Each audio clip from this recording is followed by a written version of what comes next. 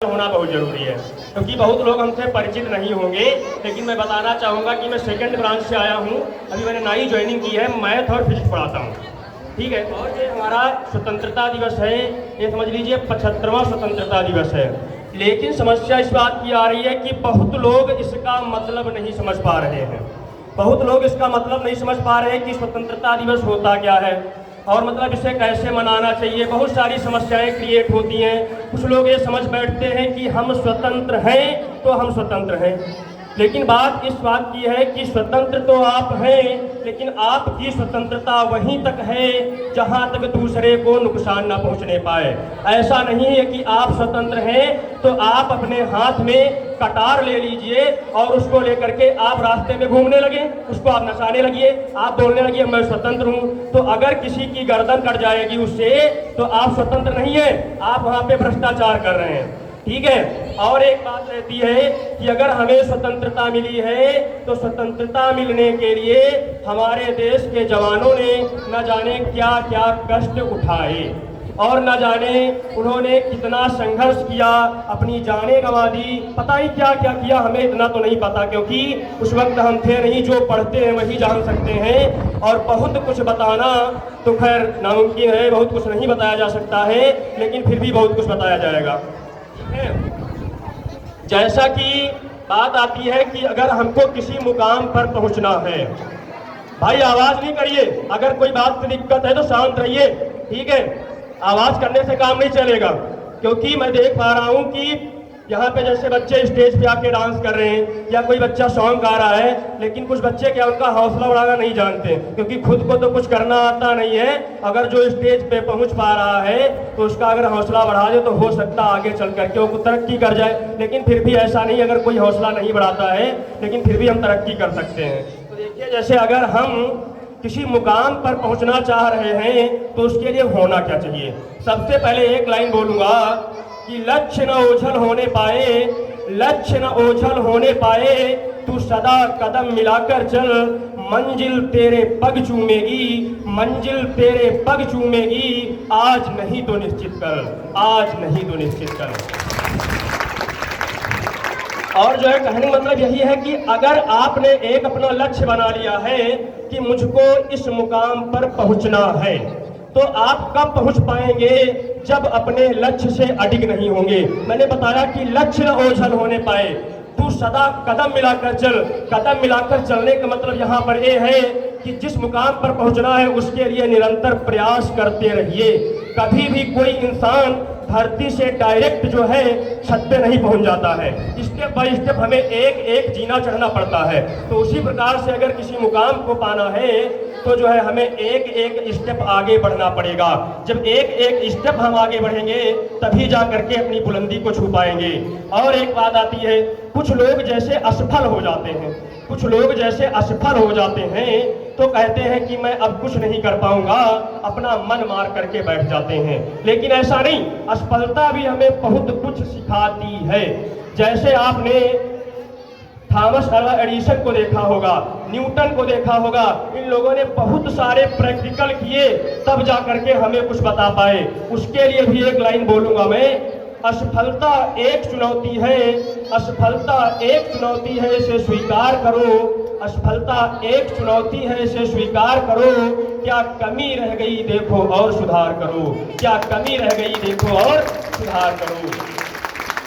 यानी कि कहने का मतलब यहाँ पर यह है, अगर आप असफल हो गए तो असफलता आपको क्या सिखाती है, एक चुनौती दे रही है, एक संकेत दे रही है। और कभी कभी ऐसा भी होता है, जैसे बहुत लोग होते हैं, मैंने देखा है कि बोल देते हैं यार पढ़ने जा रहे हो, कर कुछ नहीं पाओगे, लास्ट में किसी बढ़िया की नौकरी करोगे या फिर बोलते हैं वही घर की खेती बाड़ी करोगे। ठीक है। लेकिन हमें लोगों को नहीं देखना है।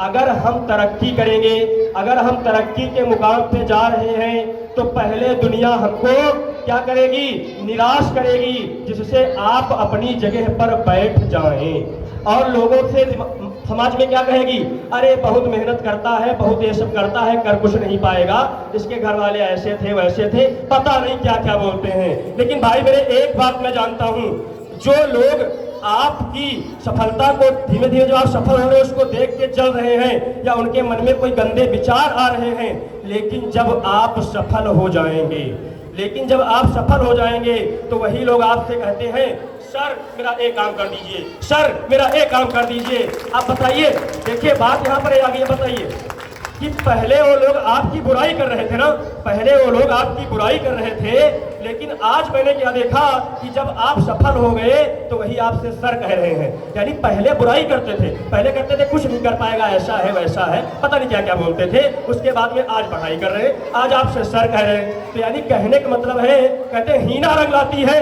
हीना रंग लाती है पत्थर पे घिस जाने के बाद, हीना रंग लाती है पत्थर पे घिस जाने के बाद, आदमी होश में आता है कुछ ठोकरे खाने के बाद, आदमी होश में आता है कुछ ठोकरे खाने के बाद। यानी अगर आप जब तक, मैं बताना चाहूंगा कि जब तक आप किसी समस्या का समाधान करेंगे, लेकिन उसके लिए आपको किसी न किसी चीज से लड़ना पड़ेगा। ठीक है, जैसे मान लीजिए अगर आपको IAS बनना है, आपको पुलिस में जाना है, आपको आर्मी में जाना है, आपको PCS बनना है, या कोई भी मतलब मुकाम पाना है, या मान लो हम पढ़ाई लिखाई से थोड़ा कमजोर हैं या पैसे से मजबूत हैं, पुराने लोग मजबूत रहे तो हम बिजनेस करना चाहते हैं, उसके लिए भी हमें संघर्ष करना पड़ेगा। अगर आप संघर्ष नहीं करेंगे तो जो है, और जब संघर्ष करेंगे तो बहुत सारी समस्याएं आएंगी, जब समस्याएं आएंगी तो उनका सामना करना पड़ेगा, तो आपको ठोकर भी लगेगी, यानी प्रॉफिट भी होगा और लॉस भी होगा।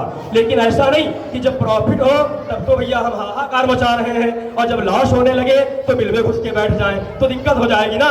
हमें बिल में नहीं घुसना है, हमको ये देखना है कि कौन सा ऐसा पॉइंट छूट रहा है भाई जिससे मेरा नुकसान हो रहा है। ऐसा तो नहीं मार्केट में हमारा सामान गलत जा रहा है, या फिर मान लो जैसे आप किसी पोस्ट पर बैठ गए तो पहले आपको लोग सर सर कहते थे, उसके बाद में आपका तबादला करवाने लगे, एक हमारे यहाँ का सही से देख नहीं पा रहे हैं, इनको यहाँ से हटाया जाए, या भाई हमारे डिस्ट्रिक्ट के डीएम ठीक नहीं है, इनका तबादला कर दिया जाए। तो यानी हमको अपनी कमी ढूंढनी है, हमको क्या ढूंढनी है?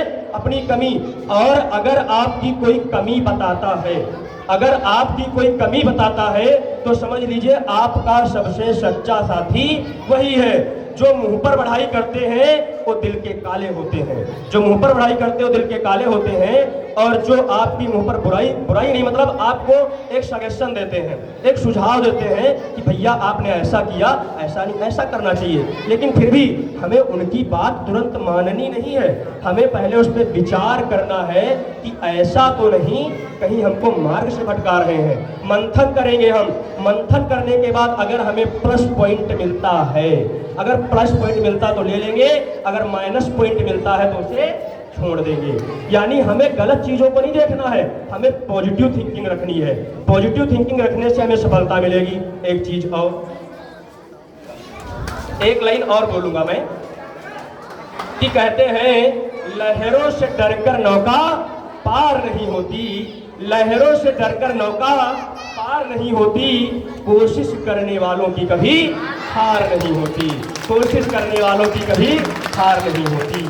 और जो है बहुत सारी बातें हैं, लेकिन समय का थोड़ा अभाव है, ज़्यादा तो नहीं बोलेंगे हम, बस केवल बाबा भीमराव अंबेडकर के लिए 2 लाइन बोलूँगा जो कि मेरे को समझ में कुछ आ रहा है। जैसे उन्होंने संविधान बनाया या संविधान लिखा, तो उनके लिए मैं केवल 2 लाइन बोलूँगा, उससे ज़्यादा नहीं। ध्यान दीजिएगा, किसी कवि ने लिखा है कि बाबा बगिया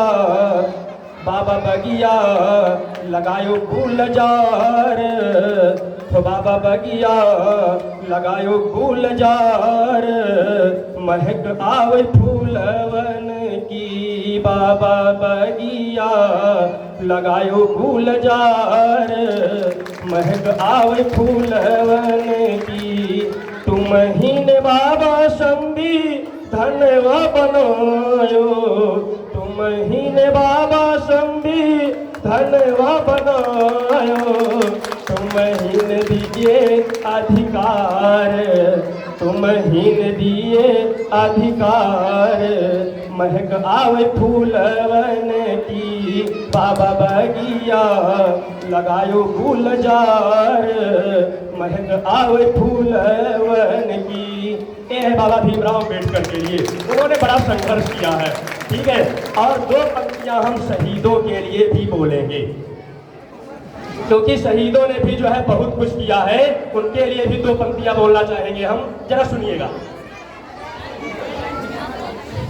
ए वीरों तुम्हारी याद पागल कर जाती है, ए वीरों तुम्हारी याद पागल कर जाती है। यदि जिंदा होते तुम, यदि जिंदा होते तुम, ना जाने क्या करते, यदि जिंदा होते तुम, ना जाने क्या करते। तेरी मरी हुई यादें, तेरी बीती हुई यादें पल पल तड़पाती हैं, वीरों तुम्हारी यादें पागल कर जाती है, वीरों तुम्हारी यादें। जय हिंद, जय भारत।